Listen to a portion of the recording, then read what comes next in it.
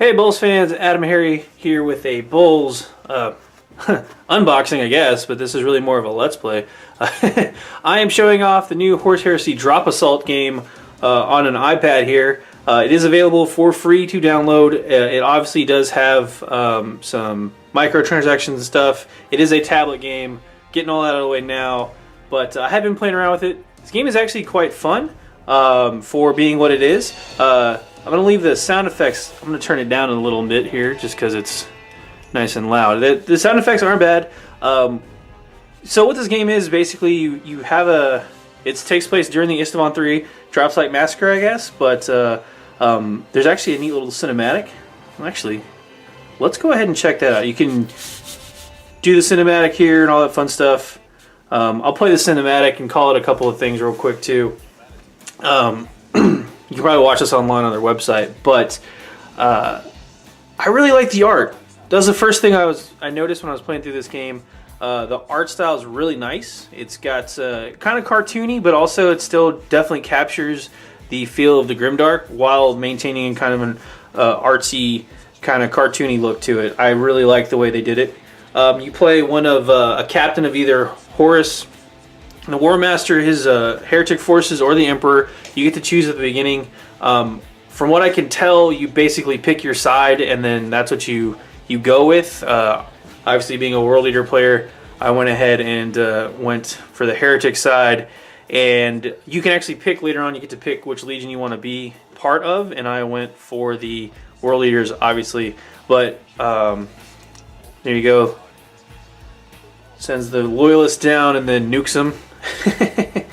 Those virus bombs or whatever, but yeah, so it drops the planet.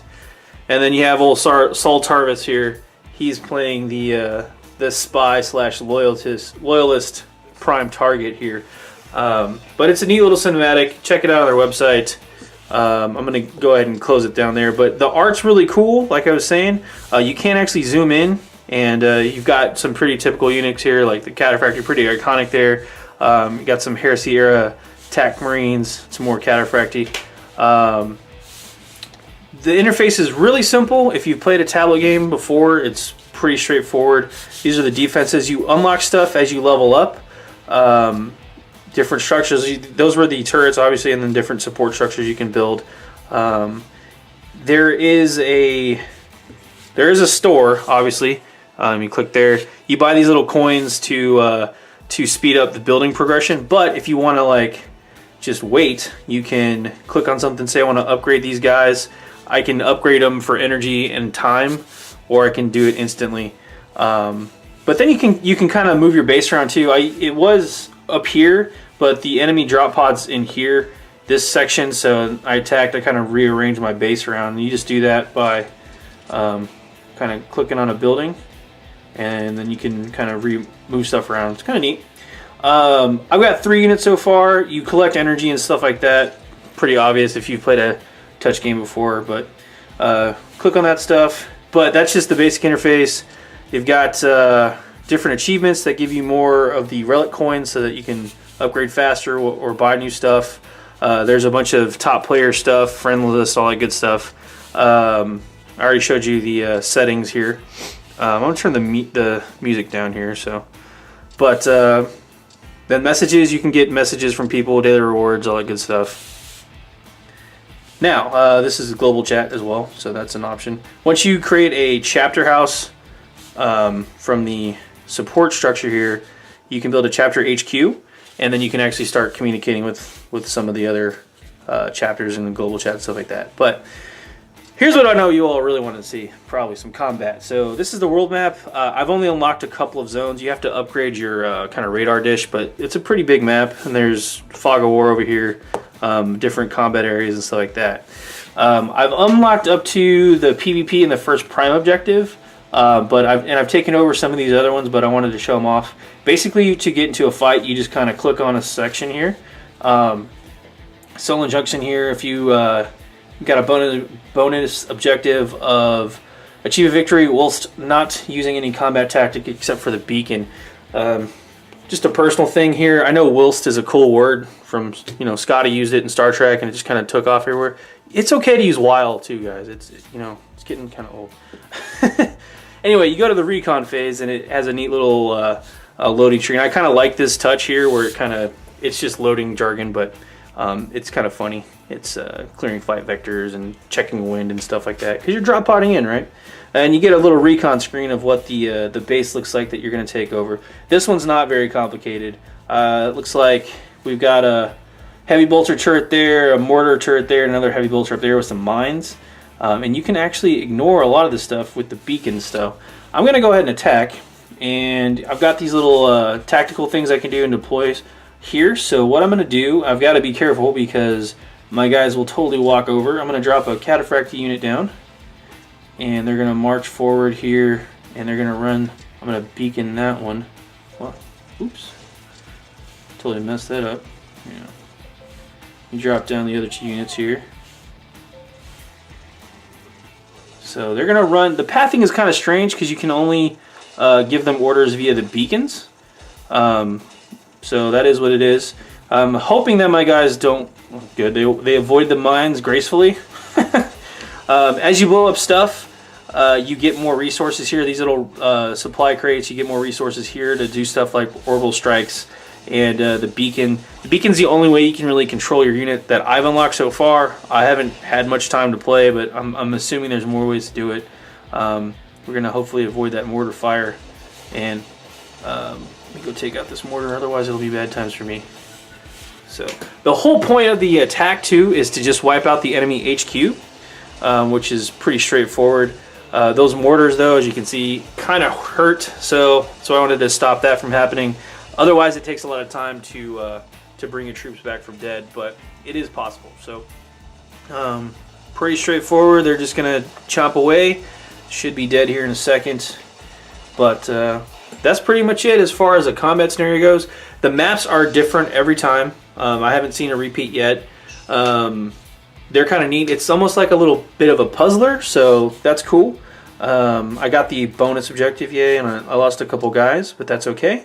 We'll go back to the planet screen here, and I will show you how the troop stuff works as soon as this loads up.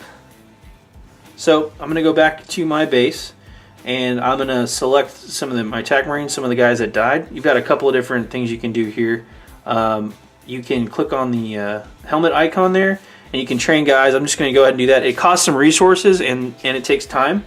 Or you can spend a relic point there, a relic coin, to make it instantaneous. So if you want to keep going, if you got a bunch of coins, you can just kind of speed that up.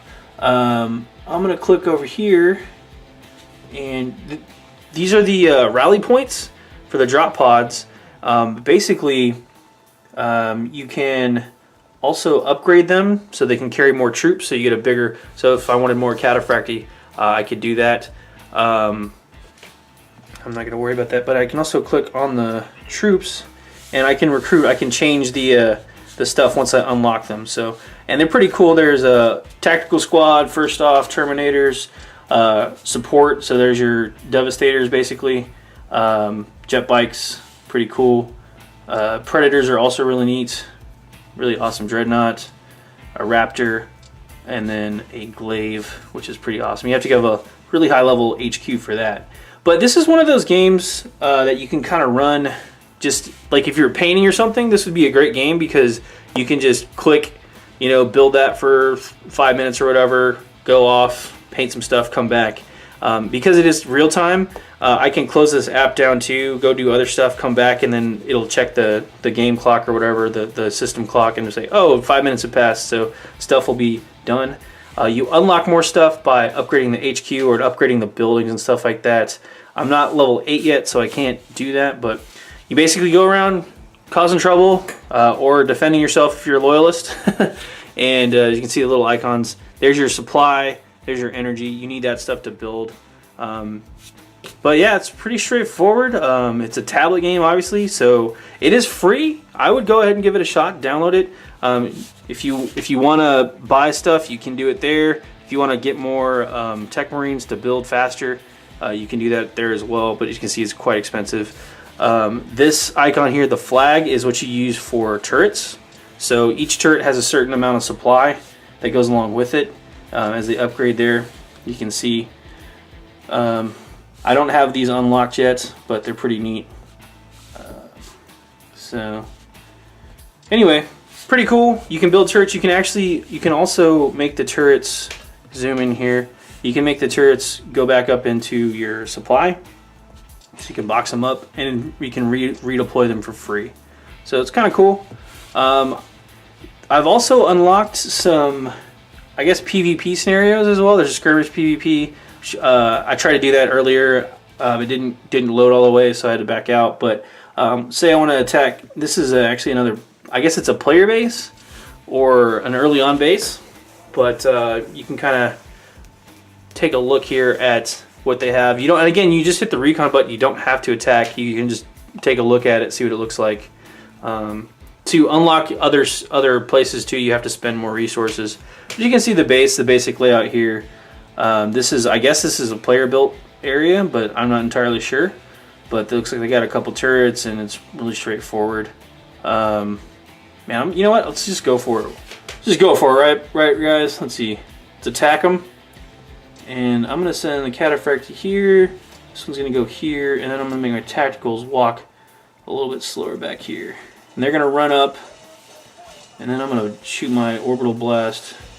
That's what that looks like. Let's do that again. Here. Boom. Lasers from space! Everybody loves space lasers, right? They're gonna run around, and they're gonna chop stuff up. Looks like I lost a cataphracti there.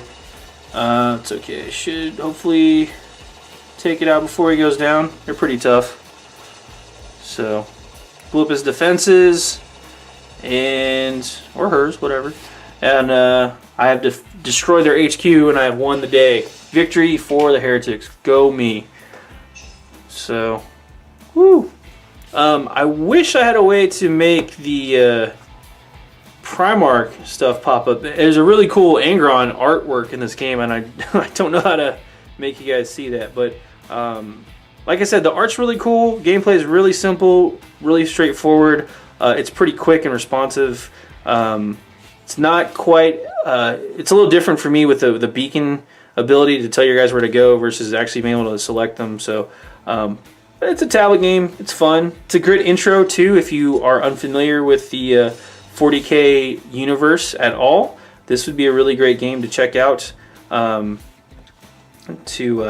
show to a friend or something like that. Maybe they got an iPad or Android. I don't know if it's out on Android, to be honest, but pretty cool. I like it. You can upgrade all the buildings and stuff like that too. So see, that takes 10 minutes. So yeah, I'm gonna go paint for 9 minutes while this runs in the background, and then I'll come back. But that's pretty much it. Really quick game. I would definitely recommend checking it out. If you really like it, you can totally do the microtransaction stuff. That's up to you. But for me, this would be a great little background game. So hoping to unlock some Predator tanks one day. So anyway, this has been another BoLS review. This is AdamHarry signing off. Hope you guys enjoyed it. Have a good one.